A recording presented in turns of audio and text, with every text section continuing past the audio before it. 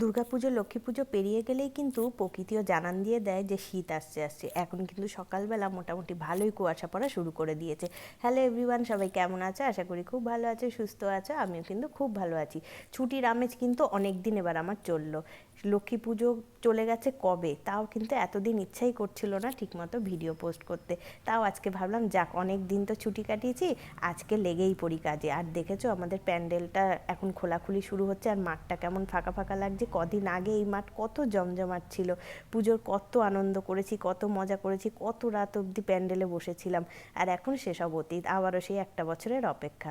যাক, বোসবাবুকে তো স্টেশনে ছেড়ে দিয়ে এসেছি, আসার সময় এই টুকটাক বাজার করে নিয়ে এসেছি। অনেক দিন থেকে না গাঁঠি দিয়ে চিংড়ি মাছ দিয়ে খেতে ইচ্ছা করছিল, তাই আজকে গাঁঠি নিয়ে এসেছি, চিংড়ি মাছ নিয়ে এসেছি, আর সাথে লাউ, ধনেপাতা, আজকে অনেক কিছু শাকসবজি আর বাজার করে নিয়ে এসেছি। এইটার এনেছি একটু পার্শে মাছ। আর দেখো না, রান্নাঘরে আমি কাজ করতে আসলেই এদেরও যুদ্ধ শুরু হয়েছে। আর সকালবেলা জলখাবারের আলু চচ্চড়িও করেছি, আর সাথে একটু চাও বসিয়েছি।